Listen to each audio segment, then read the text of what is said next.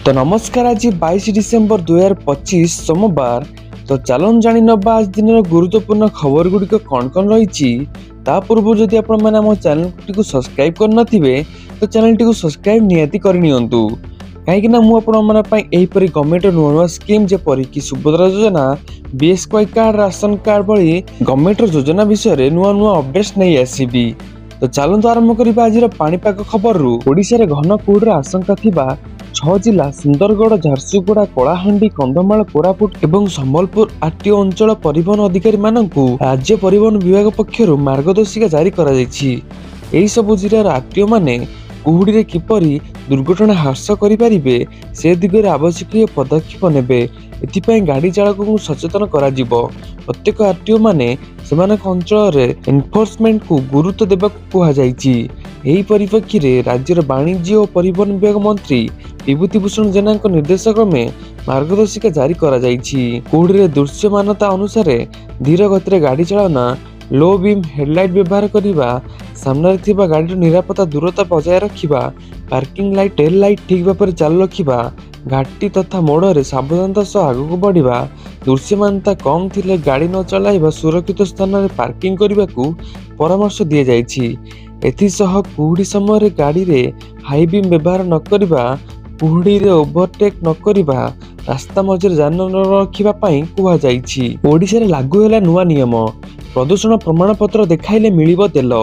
दिल्ली परे एबे ओडिशा रे लागू होला नुआ नियम, प्रदूषण रोकिया को सरकार नेले बड़ निष्पत्ति। ग्राहक माने जानी रखंतु एही खबर। एणिकी वैध प्रदूषण प्रमाण पत्र नथिले मिलिबोनी पेट्रोल पंप रे तेल। वायु गुणवत्तार स्थिति को दृष्टि रखी परिवहन क्षेत्र में परिवेश सुरक्षा को प्राधान्य दिया जाउछि। मोटर यान नियम उल्लंघन करी प्रदूषण सृष्टि करुथिबा यान उपरे अंकुश लगाइबा वाणिज्य और परिवहन विभाग पदक्षेप ग्रहण करिछि। विभागीय मंत्री विभूतिभूषण जेना निर्देश एवं प्रमुख शासन सचिव उषा पाढ़ी प्रत्येक तत्वावधान रे ए दिगरे उद्यम आरंभ होइछि। दिल्ली रे बढ़ुथिबा वायु प्रदूषण को नजर रखी एही निष्पत्ति निया जाइछि। ए संक्रांत रे तैल प्रक्रियाकारी कंपनी को चिठी लेखा जाइछि। जेउ मोटर यानर वैध प्रदूषण प्रमाण पत्र नथिबो कौनसी पेट्रोल पंप रे तेल न देबाकू चिठी रे उल्लेख करा जाइछि। एहा द्वारा ओडिशा रे विभिन्न जिल्ला रे वायु गुणवत्ता मानक उन्नत रखा जिवो बोली, विशेष करी परिवहन जोगु हेउता प्रदूषण कम करा जाई पारियो बोली आशा करा जाइछि। मोटर यान आईन अनुसार वैध प्रदूषण प्रमाण पत्र रखिबा बाध्यतामूलक। एथिपाई गाड़ी गुड़ी को नियमित व्यवधान रे पंजीकृत प्रदूषण परीक्षा केन्द्र जांच कराइबाकू होइताए। सेही भली वैध प्रदूषण प्रमाण पत्र नथिले आईन अनुसार कार्यानुष्ठान मध्ये व्यवस्था रहिछि। प्रदूषण प्रमाण पत्र जांच को गुरुत्व देई समस्त टोल गेट रे ई डिटेक्शन व्यवस्था रे मध्ये एहाको अंतर्भुक्त करा जाइछि। वाणिज्य और परिवहन विभाग पक्षरु मोटर यान व्यवहारकारी को निवेदन कराଯାଇଛି जे सर्वदा गाड़ी रे वैध प्रदूषण प्रमाण पत्र रखंतु। खंडगिरी एम्स एवं स्वतंत्र आंबुलांस कॉरिडोर।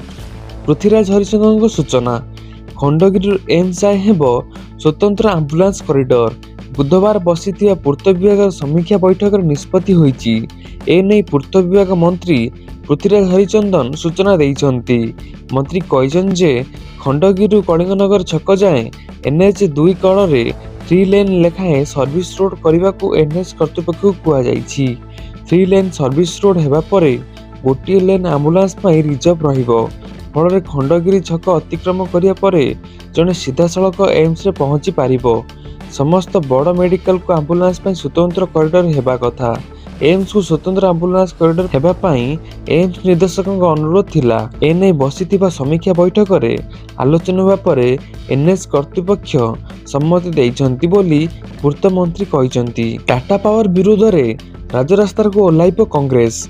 पीसीसी सभापति भक्तचरण दास रविवार एक बड़ आह्वान दैछंती। आसंता 26 तारिख रे कांग्रेस पक्षरु जनजागरण आंदोलन कराजियो बोली भक्त गणमाध्यम आगे प्रकाश करिसंती। टाटा पावर मनमानी विरुद्ध रे कांग्रेस राजरास्ता को ओह्लाइब।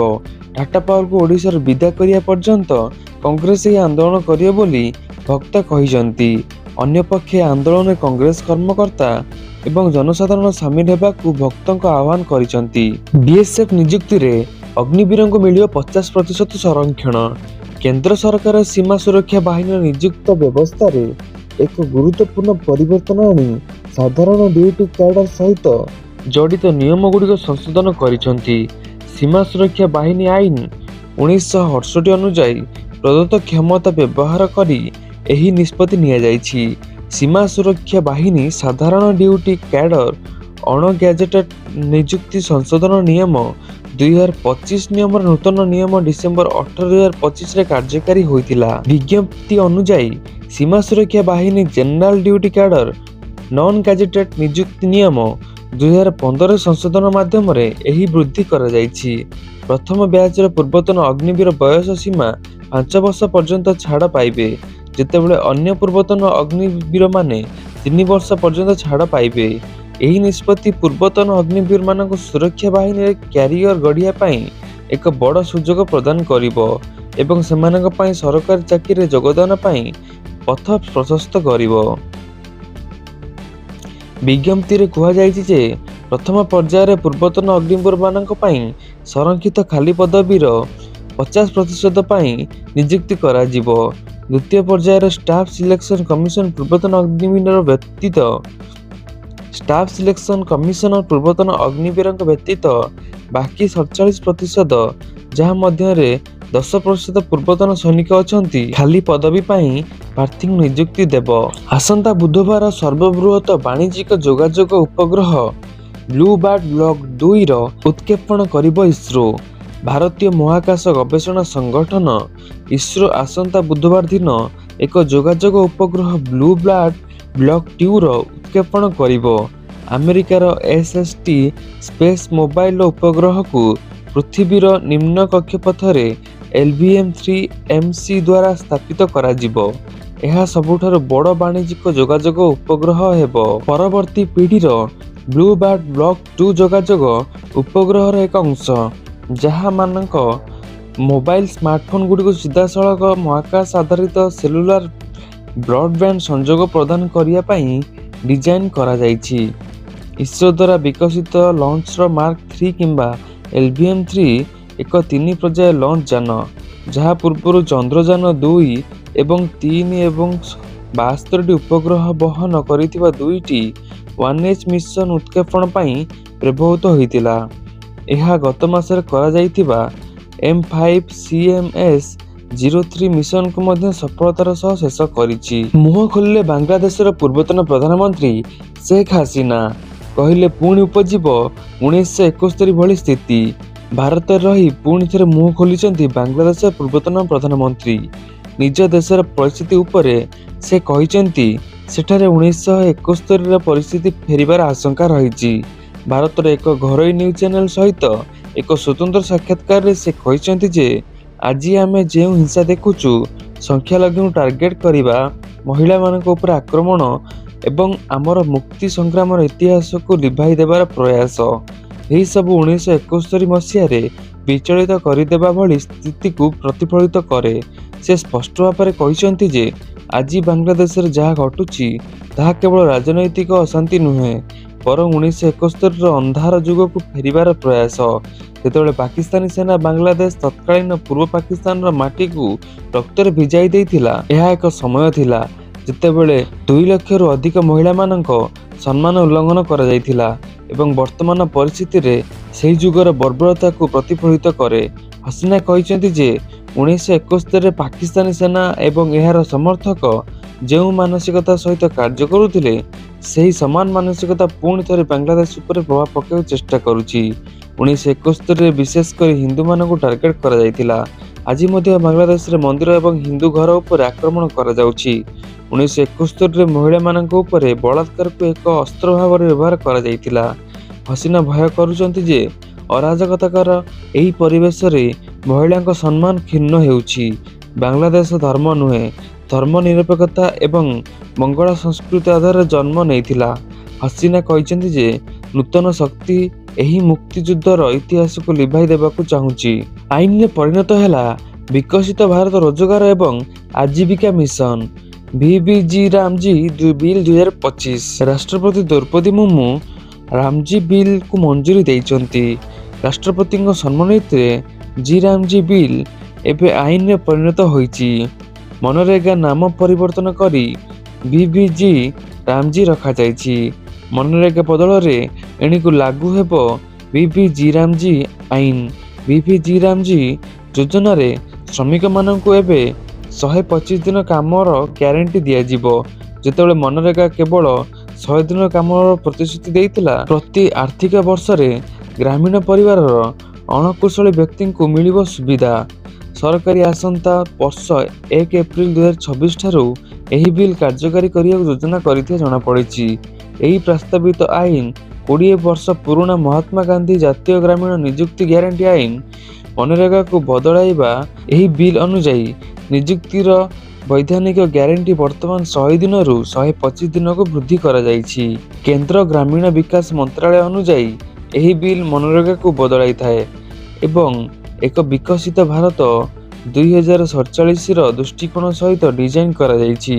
ସରକାରଙ୍କ ଲକ୍ଷ୍ୟ ହେଉଛି ଗ୍ରାମୀଣ ଅଞ୍ଚଳରେ ଆୟ ସୁରକ୍ଷାକୁ ସୁଦୃଢ଼ କରିବା। ଆଇନର ବ୍ୟବସ୍ଥା ଅନୁଯାୟୀ ଇଚ୍ଛୁକ ଗ୍ରାମୀଣ ପରିବାରଗୁଡ଼ିକୁ ସର୍ବନିମ୍ନ 125 ଦିନର ନିଯୁକ୍ତି ପ୍ରଦାନ କରିବା ପାଇଁ ସରକାର ସାମ୍ବିଧାନିକ ଭାବରେ ଦାୟୀ ରହିବେ। ମଜୁରୀ ପ୍ରଦାନ ସାପ୍ତାହିକ କିମ୍ବା ସର୍ବାଧିକ 15 ଦିନ ମଧ୍ୟରେ ବାଧ୍ୟତାମୂଳକ। ନିର୍ଦ୍ଧାରିତ ସମୟସୀମା ମଧ୍ୟରେ ଦେୟ ପ୍ରଦାନ ନହେଲେ ମଜୁରୀ ପ୍ରଦାନରେ ବିଳମ୍ବ ପାଇଁ କ୍ଷତିପୂରଣ ପ୍ରଦାନ କରିବାର ବ୍ୟବସ୍ଥା ମଧ୍ୟ ରହିଛି। ଆଦିବାସୀ ଓ ଖ୍ରୀଷ୍ଟିଆନ ସମୁଦାୟ ମଧ୍ୟରେ ଉତ୍ତେଜନା, ପୋଡ଼ିଦେଲେ ଚର୍ଚ୍ଚ। ଛତିଶଗଡ଼ର କାଙ୍କେର ଜିଲ୍ଲାରେ ଗୁରୁବାର ଏକ ବିବାଦୀୟ ଖବରକୁ ନେଇ ଆଦିବାସୀ ଓ ଖ୍ରୀଷ୍ଟିଆନ ସମୁଦାୟ ମଧ୍ୟରେ ଉତ୍ତେଜନା ହିଂସାରେ ପରିଣତ ହେବା ସହିତ 2ଟି ଚର୍ଚ୍ଚ ପୋଡ଼ି ଦିଆଯାଇଛି।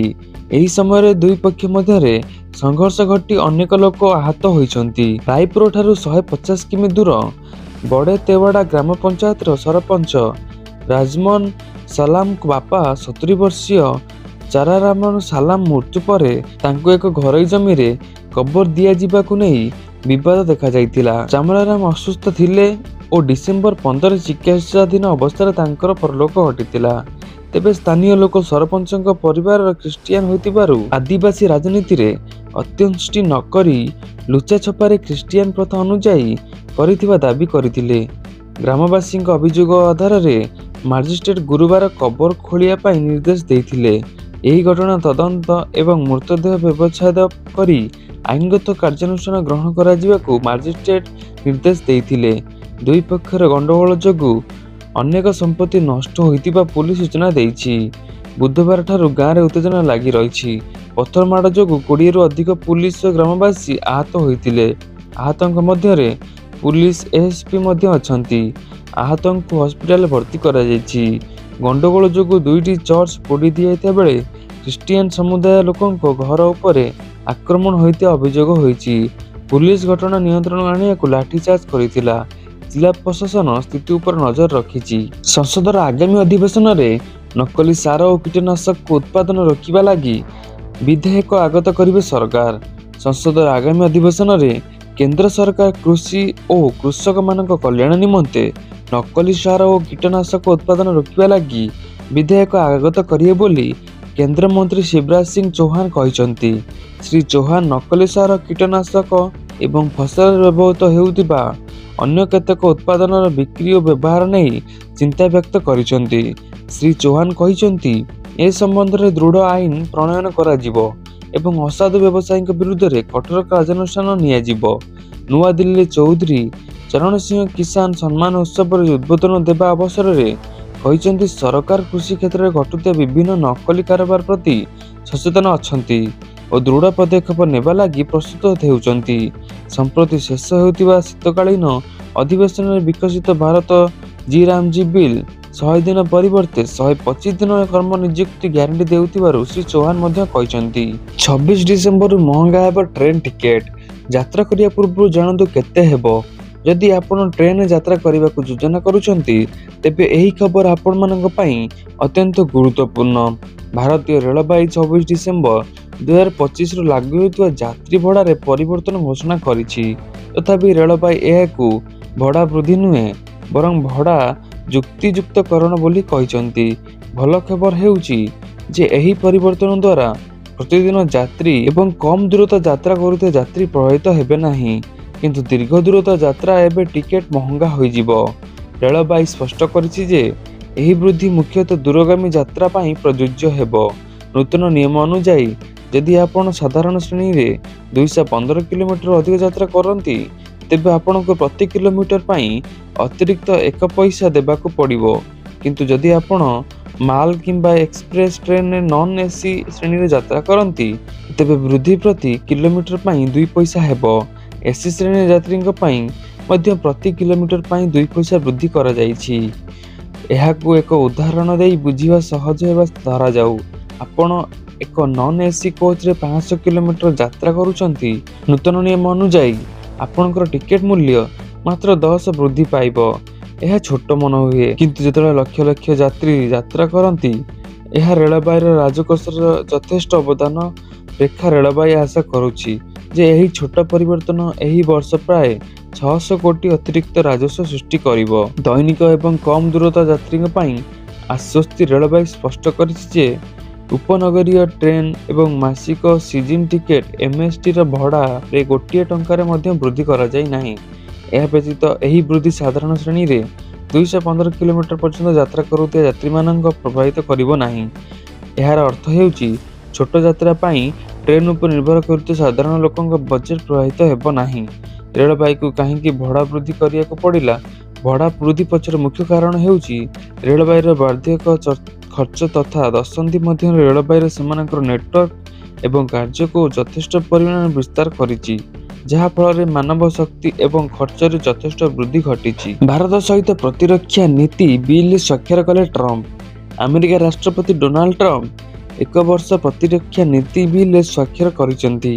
ଏହି ବିଲ୍ରେ ଭାରତ ପ୍ରଶାନ୍ତ ମହାସାଗରୀୟ ଅଞ୍ଚଳକୁ ଏକ ମୁକ୍ତ ଓ ଖୋଲା ଭାରତ ପ୍ରଶାନ୍ତ ମହାସାଗରୀୟ ଅଞ୍ଚଳର ସହଭାଗୀ ଉଦ୍ଦେଶ୍ୟକୁ ଆଗକୁ ବଢ଼ାଇବା ପାଇଁ ଏବଂ ଚୀନ ଦ୍ୱାରା ସ୍ପଷ୍ଟ ଆହ୍ୱାନର ମୁକାବିଲା ପାଇଁ କ୍ୱାଡ ସମେତ ଭାରତ ସହ ଆମେରିକାର ସମ୍ପର୍କକୁ ବ୍ୟାପକ କରିବା ଉପରେ ଆଲୋକପାତ କରାଯାଇଛି। ଗୁରୁବାର ସ୍ୱାକ୍ଷରିତ 2026 ଆର୍ଥିକ ବର୍ଷ ପାଇଁ ଜାତୀୟ ପ୍ରତିରକ୍ଷା ପ୍ରାଧିକରଣ ଆଇନରେ ଏହାକୁ ମଧ୍ୟ କୁହାଯାଇଛି ଯେ ପରମାଣୁ ଦାୟିତ୍ୱବୋଧ ନିୟମ ସମ୍ବନ୍ଧରେ ବୈଦେଶିକ ସଚିବ ଭାରତ ସରକାରଙ୍କ ସହ ମିଳିତ ପରାମର୍ଶଦାତା ବ୍ୟବସ୍ଥା ପ୍ରତିଷ୍ଠା କରିବେ।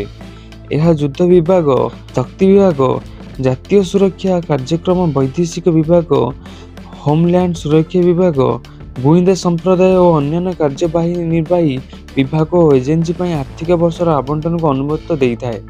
ଏହି ଆଇନରେ ଭାରତ ପ୍ରଶାନ୍ତ ମହାସାଗରୀୟ ଅଞ୍ଚଳର ପ୍ରତିରକ୍ଷା ମେଣ୍ଟ ଓ ଭାଗିଦାରୀ ଉପରେ କଂଗ୍ରେସର ଭାବନାରୁ ରୂପରେଖ ଦିଆଯାଇଛି। ଭାରତ ପ୍ରଶାନ୍ତ ମହାସାଗରୀୟ ଅଞ୍ଚଳରେ ଚୀନର ଆକ୍ରମଣାତ୍ମକ ଆଚରଣକୁ ପ୍ରତିହତ କରିବା ପାଇଁ 2017 ମସିହାରେ ଭାରତ, ଆମେରିକା, ଜାପାନ ଓ ଅଷ୍ଟ୍ରେଲିଆକୁ ନେଇ କ୍ୱାଡ ସିକ୍ୟୁରିଟି ଡାଏଲଗ ଗଠନ କରାଯାଇଥିଲା। ଏହି ଆଇନରେ କୁହାଯାଇଛି ଯେ ପ୍ରତିରକ୍ଷା ସଚିବ ବୈଦେଶିକ ସଚିବଙ୍କ ସହ ସମନ୍ୱୟ ରକ୍ଷା କରି ଆମେରିକା ଓ ଭାରତ ପ୍ରଶାନ୍ତ ମହାସାଗରୀୟ ଅଞ୍ଚଳରେ ସହଯୋଗୀ ଦେଶମାନଙ୍କ ମଧ୍ୟରେ ସହଯୋଗ ମଜବୁତ କରିବା ପାଇଁ ଏକ ସୁରକ୍ଷା ପ୍ରଦାନ ପ୍ରତିଷ୍ଠା କରିବ।